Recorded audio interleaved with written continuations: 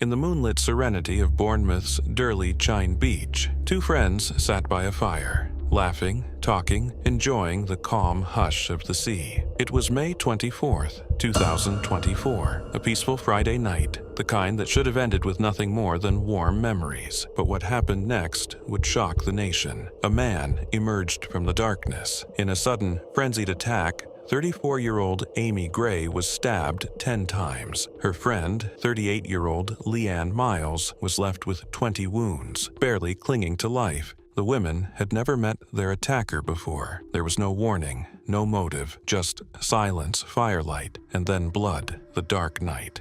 On the evening of May 24th, 2024, a tragic event unfolded on Bournemouth's Durley Chine beach that would soon grip national headlines. The victims were 34-year-old Amie Gray, a respected personal trainer, devoted wife and mother, and her close friend, 38-year-old Leanne Miles. Known for her warm personality and role as the women's head coach at Dorset Futsal Club, Amie was a beloved figure in her community. What began as a quiet night by the seaside quickly spiraled into something unimaginable. Within hours, police launched a murder investigation, and the seaside town awoke to grief and fear. The question on everyone's mind: why the attack? On the evening of May 24th, 2024, at approximately 11:38 p.m., 34-year-old Amie Gray and her friend, 38-year-old Leanne Miles, were seated by a small fire on Bournemouth's Durley Chine beach, enjoying a peaceful night. Unbeknownst to them, 20-year-old Nasen Saadi, a criminology student from Croydon, had been observing them from a distance. CCTV footage later revealed that Saadi had been loitering in the area, walking up and down the promenade and the beach, seemingly surveilling the scene. Without warning or provocation, Saadi approached the two women and launched a brutal attack. He first targeted Leanne Miles, stabbing her multiple times. In a courageous attempt to protect her friend, Amie Gray confronted Saadi, shouting at him to get away from Leanne. This diversion allowed Leanne to escape and call emergency services. Amie, however, was then subjected to a vicious assault, sustaining 10 stab wounds, one of which was delivered with such severe force that it penetrated her breastbone and injured her heart. Leanne Miles, despite her severe injuries, managed to flee the scene and contact emergency services. First responders arrived promptly, but despite their efforts, Amie Gray was pronounced dead at the scene. Leanne was transported to the hospital, where she received treatment for her injuries, which included a collapsed lung and a punctured liver. The attack was unprovoked and appeared to be meticulously planned. Investigations revealed that Saadi had traveled to Bournemouth 3 days prior, staying in local hotels and conducting reconnaissance of the beach area. His internet search history showed inquiries about committing murder and evading detection, indicating a disturbing level of premeditation. Investigation and arrest. Following the tragic events on Durley Chine Beach on May 24th, 2024, Dorset police launched an intensive investigation to apprehend the perpetrator responsible for the unprovoked attack on 34-year-old Amie Gray and 38-year-old Leanne Miles. CCTV footage analysis. Investigators reviewed extensive CCTV footage from the vicinity. Recordings revealed a male figure, later identified as 20-year-old Nasen Saadi, walking along the seafront near the crime scene on the night of the attack. Additional footage from previous nights showed Saadi frequenting the area, suggesting he had been surveying the location prior to the incident. These observations were crucial in establishing his movements and potential premeditation. Public appeals and witness statements. Dorset police issued public appeals, releasing images from the CCTV footage to identify the suspect. They urged anyone who had seen suspicious activity near Durley Chine Beach between 10 p.m. and midnight on May 24th to come forward. This initiative led to multiple witness statements that corroborated the timeline of events and provided additional insights into the suspect's behavior. Arrest of Nasen Saadi. The investigation progressed rapidly,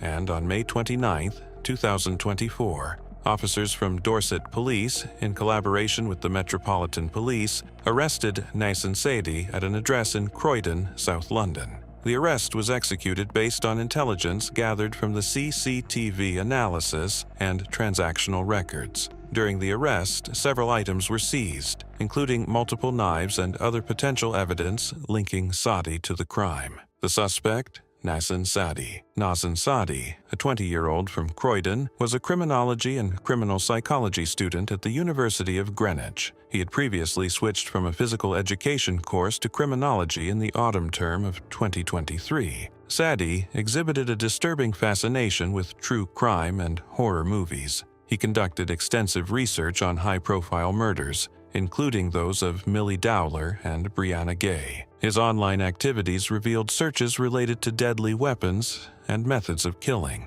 During his studies, Saadi's behavior raised concerns among his lecturers. He persistently asked questions about police procedures, DNA evidence, and how to avoid detection after committing a crime. One lecturer, after repeated inquiries, even questioned him. "You're not planning a murder, are you?" Additionally, 3 months prior to the attack, Saadi was accused of stalking, leading to a report to the Metropolitan Police. This incident prompted a referral to the police watchdog due to the severity of the allegations. Trial and conviction. Following the brutal attack on May 24, 2024, the trial of 20-year-old criminology student Nasen Saadi commenced at Winchester Crown Court, drawing significant public attention. The prosecution meticulously presented evidence to establish Saadi's guilt in the murder of 34-year-old Amie Gray and the attempted murder of 38-year-old Leanne Miles. Key evidence presented. The prosecution's case was built on several critical pieces of evidence: CCTV footage. Surveillance videos captured Saadi's movements along the Bournemouth seafront on the night of the attack. The footage showed him loitering near the crime scene and approaching the victims before the assault. Forensic analysis. Although direct DNA evidence was limited, forensic experts provided analysis linking Saadi to the crime scene. Internet search history. Investigators uncovered Saadi's extensive online searches related to notorious murders, methods of killing, and techniques to evade detection. Weapon purchases. Evidence was presented showing that Saadi had purchased multiple knives and a machete online prior to the attack, indicating premeditation. Witness and expert testimonies. The trial featured testimonies from various individuals. Survivor's account. Leanne Miles recounted the harrowing events of that night, providing a first-hand account of the unprovoked attack and identifying Saadi as the assailant. Expert witnesses. Psychologists testified about Saadi's fascination with violence and his potential motivations, including a desire for notoriety and a deep-seated resentment towards women. Verdict and sentencing. After deliberation, the jury found Saadi guilty of both murder and attempted murder. On March 28, 2025, he was sentenced to life imprisonment with a minimum term of 39 years. In her sentencing remarks, Mrs. Justice Cutts highlighted Saadi's meticulous planning, his obsession with violence, and the profound impact of his actions on the victims' families. Final thoughts and reflection. The murder of Amie Gray and the attempted killing of Leanne Miles sent shockwaves through Bournemouth and far beyond. Amie's wife, Chine, spoke of a devastating loss, of a vibrant mother, coach, and partner whose giggly laugh and big smile will forever echo in their hearts. Leanne, who survived the attack,